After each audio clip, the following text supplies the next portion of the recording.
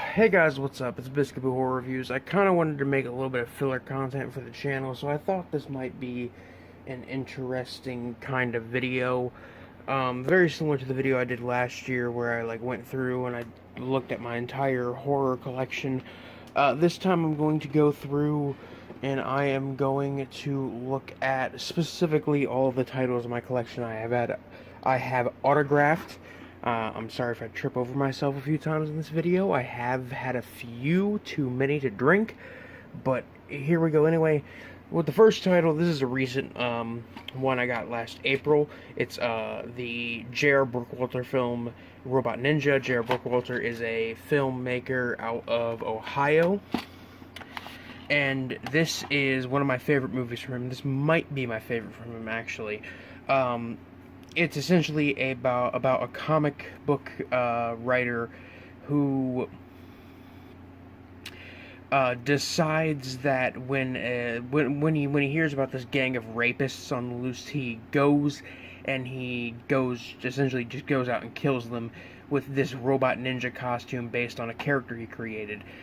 This movie is heavily, according to Brookwalter himself, who I had a conversation with. He was a very nice guy. This movie's, especially the ending, is heavily inspired by Taxi Driver, and I even told him that it reminded me of Taxi Driver, and he said I was the first person to point that out. But he signed it, because I was like, hey, could you autograph this for me, because I love Robot Ninja. Cody, stay sick. He autographed it. That is cool. Next big autograph here is my signed copy of Dawn of the Dead, autographed by Tom Savini. This one I won't go into too much detail for, mainly because it's kind of a sad story. Essentially, I was very excited to meet Tom Savini. I love his work as an actor and an effects man, and he was pretty much a complete asshole to me. And yeah, so I'm kind of sad to have this signed copy of Dawn of the Dead now. I never thought I'd actually say that sentence and be serious about it, but yeah. Moving on, we have Babysitter Massacre right here, which this is one of the first signed movies I ever got from Dayton, Ohio-based filmmaker Henrik Kuto. He's working on sequels to these. He actually got them all funded, which is great. I helped, I gave some money towards that. But this was one of the first ones. This is the first movie I bought from him, first movie I saw from him, one of my favorites from Henrik. And, when I bought it, to Cody, 'tis the season, Henrik Kuto, very, very cool guy, very nice guy,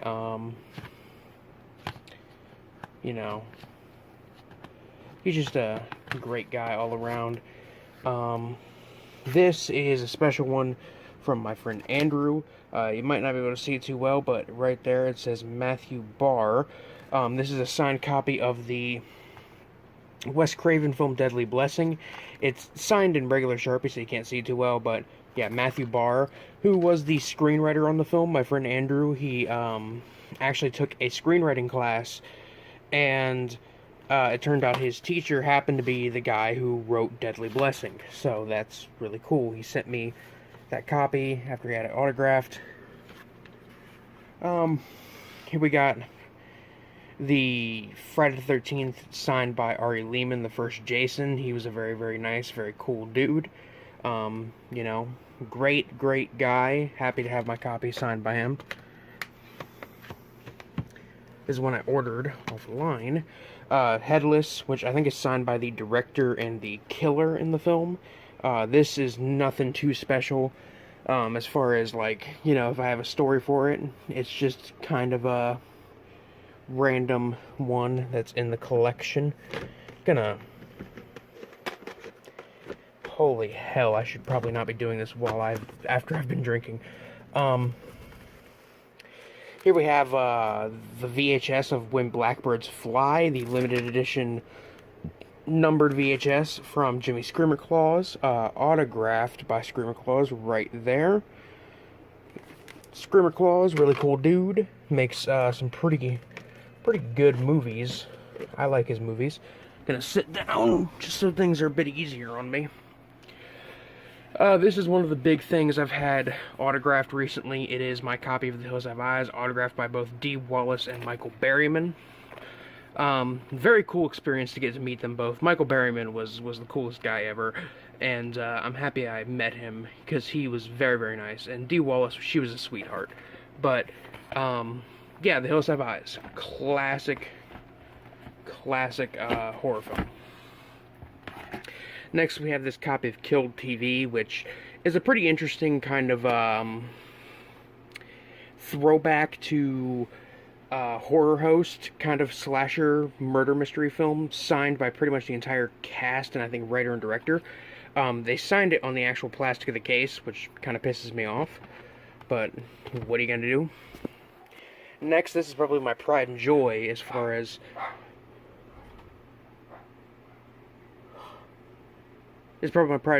signatures go. It's signed by quite a few of the cast members and the director. It's the original My Bloody Valentine, which is even signed by by Harry Warden, who is the signature right there that says The Miner. I told him not to be afraid to obscure the cover art or write on the back. So yeah, this is riddled with signatures, which I'm okay with. Alright, sorry about the interruption, but Man Who Stands of Fate, signed by the actress who was Debbie in the film. She was really cool, really... Ooh, fuck. God, I have the hiccups. She was very nice, very, very nice. Very cool, you know, she was completely okay with me calling the film, like, really boring and everything, which is cool, it's great. She was very, very nice, you know, and I learned a lot about the movie from her and from the Q&A I went to. Let's see what else we got down here. We got this copy of Kathy's Curse, signed by the director. This is just one of those random signed slips that Severin offers. Nothing too special. Alright, over here, we got another Henrik Kuto film, Amityville No Escape, signed by Henrik, and I believe one of the stars of the film. This is a pretty entertaining little like not shot on video, but found footage kind of haunted house movie, I guess. It's one, yeah, here it is. Another Henrik Kuto title, Devil's Trail, movie from last year. Found footage movie about the Jersey Devil. This was one I enjoyed quite a bit. Right here we got Dick Shark, signed by Scarlet Storm, who starred in the film. This is the only Bill Zebub movie in my collection, and let me tell you, it's fucking awful. This is another one that's probably one of my earliest signed movie. Christopher R. Min film, his first movie, The Monster of Phantom Lake. I've seen quite a few of his movies since then, and he's a pretty interesting director. He does a lot of 50s B-movie throwbacks. We got Reality Bleed Through, the 2-disc special edition DVD-R, limited to 100. This was Jimmy Screamer Claus's first feature film, which went unreleased for a while, and, you know, as you can see, burned onto DVR discs that have monsters drawn on them. And, what's this? There's a short film mixtape that came with it. I think we are in the home stretch now, thankfully. Got this Henrik Kuto Backyard Legacy again. This is a set of Henrik Kuto's, like, shot on video films he did when he was a teenager. And this is another one that's one of the earliest ones I got when I first started going to conventions. It's Night Terrors, signed by the director and co-director of the film. This is a pretty entertaining little anthology horror film. And alright, one of the last things I got here is this signed VHS slip of Hellraiser, signed by Doug Bradley.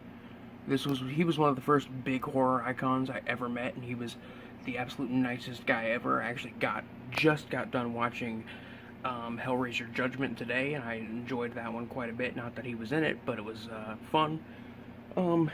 But yeah, that's the end of this really jumbled mess of a video. This is just filler content, guys, just so you know. I do plan on doing a review or something before the week is out. If I don't upload anything before the week is out, I'm sorry. But anyway, guys, it's Biscuit Horror Reviews, signing off. Peace.